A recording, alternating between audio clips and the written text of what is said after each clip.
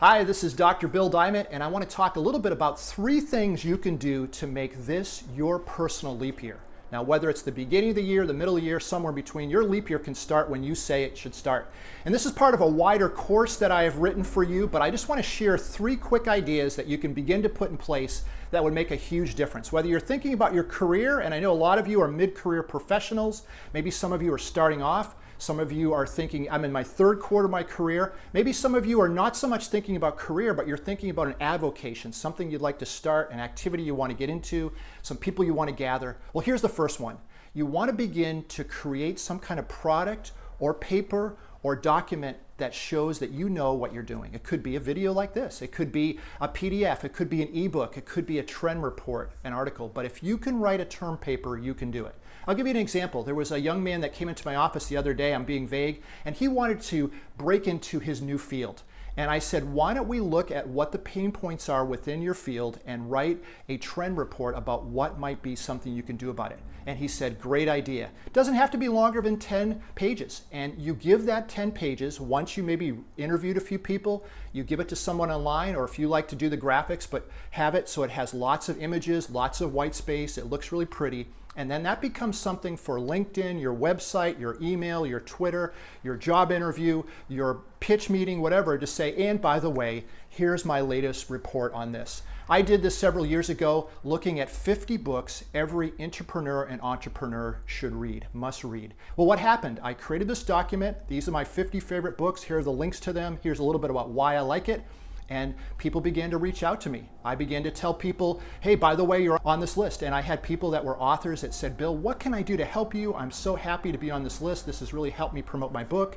And that is still floating around the internet today. I still see that as a gift that keeps on giving. One of the best things I ever did. So again, if you can write a term paper, you can write a little document like that. Number 2, if you're going to create something, make sure you survey people first. Don't spend a nickel on a website or on a copyright or a graphic designer or a prototype until you've sat down with people and say, is there enough of a pain point here where people would actually pay for this? I thought of a silly example for our illustration purposes today. Suppose I wanted to start a company where I just clean bathrooms and bathtubs, and maybe I call it Just Tubs. Sounds like a good idea. You know, some of us would say, I'm willing to clean the kitchen and all that, but I hate cleaning the bathroom. Well, I would want to interview 5 or 10 people in my target market to see whether or not they'd be interested in that service. People could say, yeah, that sounds like a good idea. But once I started interviewing, I'd really start to hear the truth. And I would take it one step further. I would say, hey, listen, if I come back to you in a month and I'm getting close to getting this done and I ask for a credit card and I finish the job in a couple more months after that, would you be willing to be my first customer for 50% off as a beta tester, as a first charter member of this program? If I hear crickets then, I know that pat in the back from friends and family and colleagues and prospects is just that. They like the idea, but they're not willing to do anything about it. And if nobody's willing to give me a little something up front, especially with the fact that they've got a 100% money back guarantee, I'm not going to start that project. I'm not going to write that article. I'm not going to create that course. That is a way to protect yourself.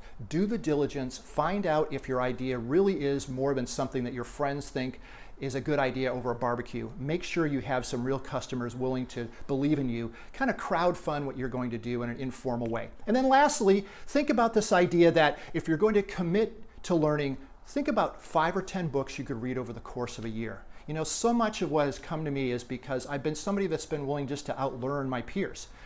They say the average person reads, just a few books every year. But when we were in school, a lot of people read many books every year. Maybe you're one of those people who didn't, and it's payback time. But you know what I mean? You read a lot. So you could read, you could listen to that book, you could pick a book a month to listen to in your targeted field and begin to absolutely dominate that field. Most people only listen to or read a couple books in a field they're interested in and then they quit. But if you do 5 or 10, by the time you get to 10, the research says you're in the 90th percentile. So what are those 3 things that will make a huge difference for your leap year? Research something that you can create simply, maybe in a weekend or 2 weeks at the most, where you could begin to show that you know what you're doing and share it with the world. Number 2, surveying your idea to make sure it's viable. And then number 3, commit to that ongoing learning every year, every 12 months. Just say, what am I going to learn? What is the topic for this year? And just dominate that area. If you do those 3 things, you will begin to have a leap year. We'll see you next time. This is Dr. Bill Dyment from Dyment & Associates.